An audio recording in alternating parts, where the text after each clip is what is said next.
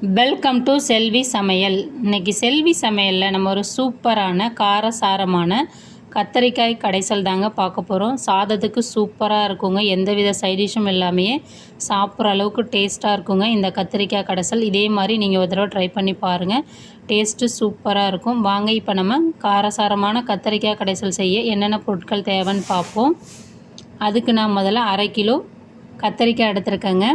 பச்சை வெள்ளை கலந்த கத்திரிக்காய், நீங்கள் எந்த கலர் கத்திரிக்காய் வேணாலும் யூஸ் பண்ணிக்கலாம். 3 பெரிய வெங்காயம், 3 தக்காளி, 10 பல் பூண்டு,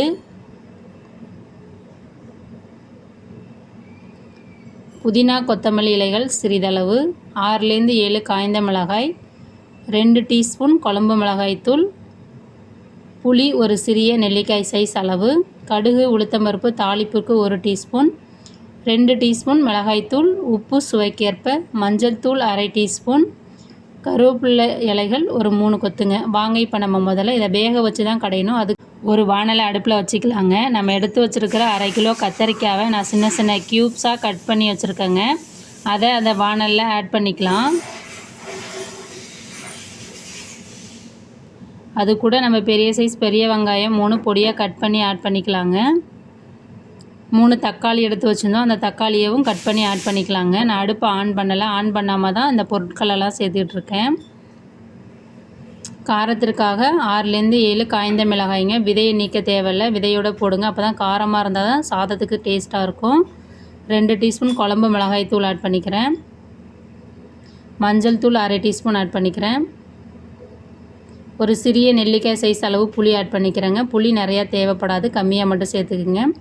சுவைக்கேற்ப உப்பு ஆட் பண்ணிக்கோங்க. நான் 10 பல் பூண்டை பொடியாக கட் பண்ணி ஆட் பண்ணிக்கிறேங்க தான், அப்போ தான் மசிக்கிறதுக்கு ஈஸியாக இருக்கும். அதனால் நம்ம எடுத்து வச்சுருக்க புதினா கொத்தமல்லி இலைகளை ஆட் பண்ணிக்கலாங்க. கருவேப்பிலை 2 கொத்து ஆட் பண்ணிக்கலாம்.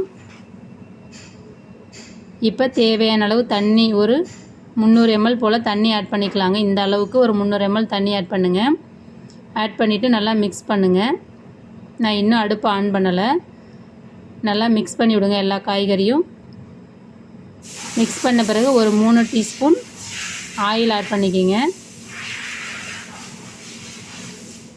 ஆயில் ஆட் பண்ண பிறகு நல்லா மிக்ஸ் பண்ணுங்கள். மிக்ஸ் பண்ண பிறகு அடுப்பு ஆன் பண்ணிக்கலாங்க. இப்போ நான் அடுப்பை ஆன் பண்ணிட்டேன்.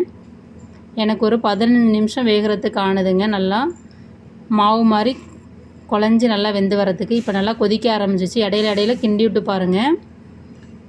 இப்போ ஒரு 5 நிமிஷம் ஆயிருக்கு. இப்போ ஒரு 10 நிமிஷம் ஆகிடுச்சு. நம்ம வச்சோட தண்ணியோட அளவு குறைஞ்சும் காய்கறிகள் ஒரு பாதி அளவுக்கு நல்லா வெந்து வந்திருக்குங்க. நம்ம கரண்டியால் மசிச்சா மசியணும், அந்த அளவுக்கு வெந்து வரணும். பாருங்கள், இப்போ நல்லா வெந்து வந்துருச்சு பாருங்கள். நம்ம வச்ச தண்ணியோட அளவும் சுண்டிட்டு சூப்பரான பதத்துக்கு வந்துருச்சு. இந்த ஸ்டேஜில் நம்ம மசிச்சிக்கலாங்க. அடுப்பு ஆஃப் பண்ணிவிட்டு இந்த கரண்டியோட பின்பகுதியை வச்சு நீங்கள் மசிச்சிங்கன்னா மசிஞ்சு வந்துடுங்க. ஏன்னா மாவு மாதிரி நமக்கு நல்லா வெந்துருச்சிங்க. தக்காளி, வெங்காயம், கத்தரிக்காய், பூண்டு எல்லாமே. அந்த கரண்டியால் உங்களால் முடியலன்னா இந்த மாதிரி மசிக்கிறத வச்சு மசிச்சிக்கிங்க. இல்லை உங்கள் வீட்டில் மத்து இருந்தால் மத்தை வச்சு மசித்து எடுத்துக்கலாங்க. மிக்சியில் வேணாலும் நீங்கள் அரைச்சி எடுத்துக்கலாம். ஆனால் குறப்பாக அரைச்சி எடுத்துக்கணும். ரொம்ப நைஸாக சட்னி மாதிரி அரைக்கக்கூடாது. வாங்க இப்போ நம்ம இந்த கத்திரிக்காய் கடைசலுக்கு ஒரு தாளிப்பு கொடுத்துடலாம். அடுப்பு ஆன் பண்ணிவிட்டு அடுப்பில் ஒரு வானல் வச்சு வானலில் 4 டீஸ்பூன் எண்ணெய் ஆட் பண்ணிக்கிங்க. எண்ணெய் சூடான பிறகு கடுகு உளுத்தம்பருப்பு ஜீரகம் வெந்தயம் சேர்ந்த கலவை 1 டீஸ்பூன் ஆட் பண்ணிக்கிங்க. கருவேப்பிலை 2 கொத்து ஆட் பண்ணுங்கள். கலருக்காக நான் காஷ்மீரி மிளகாய்த்தூள் 2 டீஸ்பூன் ஆட் பண்ணிக்கிறேங்க. கலருக்காக மட்டும்தான், மற்றபடி வேறு எதுக்காகவும் இல்லை. உங்களுக்கு விருப்பம்னா ஆட் பண்ணலாம், நீங்கள் எல்லாம் ஸ்கிப் பண்ணிடலாங்க. இப்போ இது நல்லா அதோட பச்சை வாசனை மாறிடுச்சு, மிளகாய்த்தூளோட பச்சை வாசனை. இப்போ நம்ம கடைஞ்சி வச்சுருக்க கத்திரிக்காய் கடைசியில் அதில் ஆட் பண்ணிவிட்டு நல்லா மிக்ஸ் பண்ணுங்கள். அந்த மிளகாய்த்தூள் எல்லா இடத்துலையும் போய் ஸ்ப்ரெட் ஆகணும். அதோட கலர் பாருங்கள் சேஞ்ச் ஆகுது. காஷ்மீரி சில்லி மிளகாய்த்தூளுங்க. இப்போ நமக்கு சூப்பராக எல்லா இடத்தையும் ஸ்ப்ரெட் ஆகிடுச்சு. இப்போ நான் ஒரு பாத்திரத்துலேருந்து ட்ரான்ஸ்ஃபர் பண்ணலைங்க அந்த கடைசியில். அதை கழுவுன தண்ணியை ஒரு 1/4 கப் ஆட் பண்ணிக்கிறேங்க. ரொம்ப தண்ணி ஆட் பண்ணக்கூடாது. ஆட் பண்ணிவிட்டு நல்லா மிக்ஸ் பண்ணுங்கள்.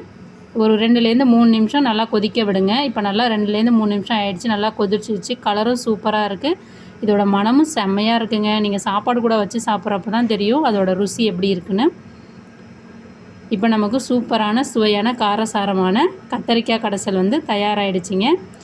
இப்போ நம்ம இந்த கத்திரிக்காய் கடைசியில் ஒரு பவுலுக்கு வந்து ட்ரான்ஸ்ஃபர் பண்ணிடலாங்க. சுட சுட சாதத்து கூட வச்சு சாப்பிட்றப்ப சூப்பராக செம்மையாக இருக்குங்க. எந்தவித சைடிஷ்மே தேவையில்லைங்க. ஒரு முறை இதை மாதிரி நீங்கள் ட்ரை பண்ணி பாருங்கள். கத்திரிக்காய் கடைசல் செம்ம டேஸ்ட்டாக இருக்கும். நாங்கள் ட்ரை பண்ணி சாப்பிட்டு பார்த்தோம், சூப்பராக இருந்தது. நம்ம சேனலை லைக் பண்ணுங்கள், ஷேர் பண்ணுங்கள், சப்ஸ்கிரைப் பண்ணுங்கள், கமெண்ட் பண்ணுங்கள். Thank you very much. நெக்ஸ்ட் வீடியோவில் பார்ப்போம்.